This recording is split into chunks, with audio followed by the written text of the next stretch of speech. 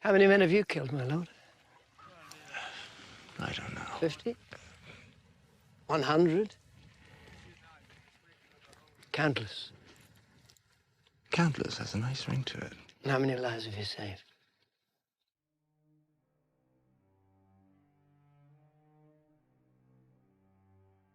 Let me tell you a story. A story about a 16-year-old boy, heir to the seat of the richest family in Westeros, mentored by a hero of the Blackfire rebellions, and the youngest member of the King's Guard in its history. From a young age, Jaime Lannister burned with ambition of a particular kind, not for power or wealth, those were already his by birthright, but for glory, for honor, for the romantic ideal of knighthood that had been written into his bones by the songs and stories of great men.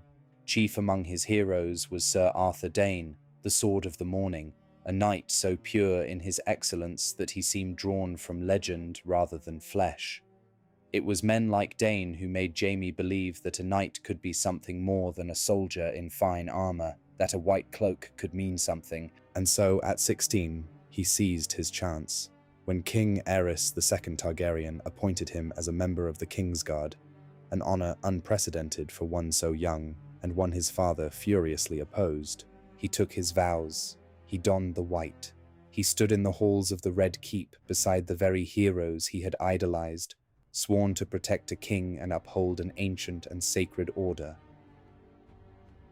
What the songs had not prepared him for was Aerys himself, the Mad King, a man who burned lords alive and laughed at their screaming, a man whose cruelty had curdled over years of paranoia into something monstrous, something that wore the face of a king but had long since abandoned any claim to the virtues that made kingship just. Jaime watched. He was sworn to watch, and nothing more. He stood at the door while Aerys burned men, while he whispered his obsessions, while the Red Keep itself seemed to rot around its occupant. And still Jaime kept his vows, because that was what a knight did. Until the day he didn't. When Robert's rebellion broke the Targaryen dynasty and the armies of the realm closed in on King's Landing, Aerys made his final, maddening play. He would burn the city, every man, woman, and child within its walls, rather than surrender it. Wildfire, hidden in caches beneath the streets, enough to turn the capital to ash. Jaime Lannister, the boy who had taken his vows dreaming of glory, walked into the throne room, drove his sword through the pyromancer's back and then through his king's. He sat down on the Iron Throne, not to claim it, simply because there was nowhere else to sit, and waited for the conquering army to arrive. When they did, it was Ned Stark who found him there, the Mad King's blood still fresh on his blade, and whatever Jaime had done, whatever he had saved, it did not matter. The name followed him out of that throne room and has followed him ever since. Kingslayer.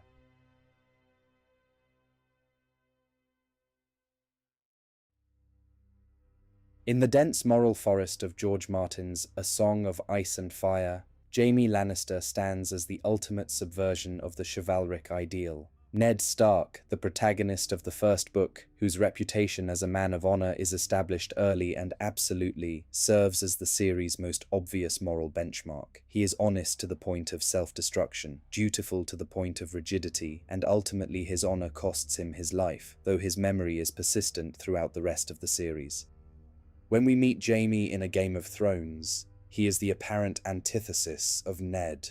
Martin deliberately withholds his perspective from us.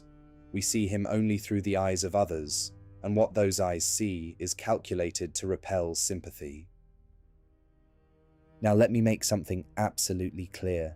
Jaime, as we see him in the show and the books, is not a good person.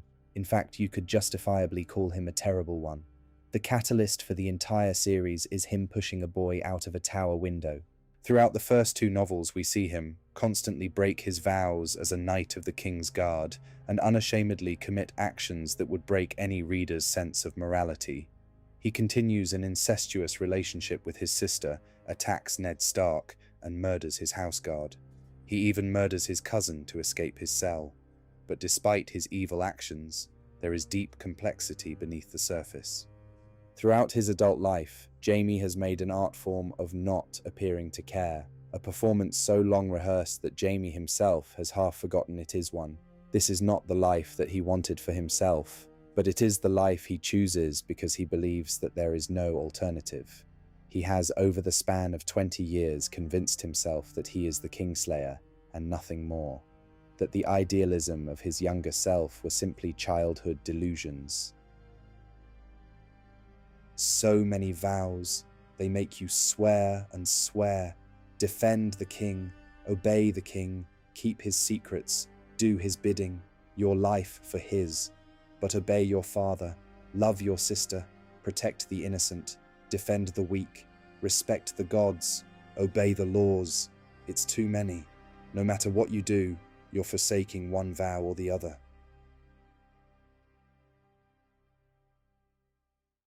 These words spoken to Catelyn during his time as Robb Stark's prisoner come at the turning point of Jaime's story, a turning point that occurs when he is paired with Brienne. She is, in almost every way, a mirror of who Jaime used to be, someone the world has dismissed and underestimated, who still genuinely believes in vows and knighthood and all the things that Westeros has long since trampled on. She is everything Jaime was at 16, before life and reputation taught him to be ashamed of it. He doesn't make it easy for her. He prods and mocks and needles her looks, her loyalty to Renly, her idealism, in the way that people do when they'd rather be hated than pitied. But Brienne simply doesn't take the bait. She holds her ground, does her duty, and refuses to be the caricature he needs her to be, and gradually that gets to him. In what seems to be an uncharacteristic act of selflessness, of preventing the sexual assault of Brienne by the brave companions, he loses his hand, robbing him of the one thing he still held onto with pride, his swordsmanship. Without it, the whole Kingslayer performance collapses. What's left is just a defeated man ready to give up. It is Brienne, again, who won't let him. This continues at the bath at Harrenhal. Broken and feverish and with nothing left to hide behind, Jaime finally tells someone the truth about Aerys, the wildfire, the city that would have burned, the choice he made to save 500,000 people, and the silence he got in return. When he proclaims, "Give me the sword, I'm the Kingslayer," it doesn't sound like an armor anymore. It sounds like grief. Brienne's response is just 2 words. She calls him Sir Jaime, a small act of kindness that forever changes his trajectory in the story. From this point onwards, he is different. He jumps into a bear pit with one hand to save Brienne when there's no reason to. He sends her off with Oathkeeper to find and protect the Stark girls, because he made a promise he intends to keep. In a feast for crows, Jaime attempts to capture River Run without spilling blood and burns Cersei's letter pleading for his help in her trial, detaching himself from his toxic dependence. Quietly, painfully, with no audience and no reward, he starts becoming the knight he always wanted to be.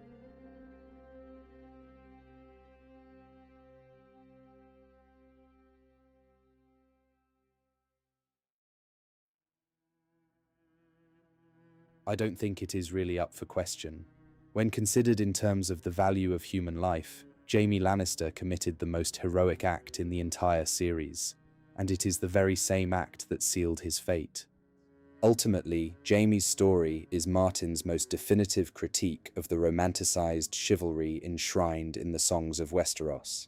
His life proves that a world built on the performance of honor is often far more comfortable with a bystander who kept his vows than a savior who broke them. As Jaime himself reflects, there are no heroes, only men who do what they must. His tragedy is the heavy cost of that wisdom. He is a man of white aspirations forever viewed through a lens of gold and blood, a knight who saved a city and received a slur in return, struggling to fill his remaining empty pages in a book that has already rendered its verdict. The world set him on a path of corruption, and Jaime ensured he walked it alone. Yet through Brienne, something shifts. In her stubborn, unfashionable refusal to see him as anything less than what he could be, Jaime begins to understand that no matter how stained the past, no matter how far a man has fallen, it is never too late to do the right thing. And with that understanding comes the quiet revelation that the 16-year-old boy, the one who believed in knighthood, who believed a white cloak could mean something, never truly left. He had simply been waiting, beneath the armor and the arrogance and the name, for someone to call him Sir Jaime.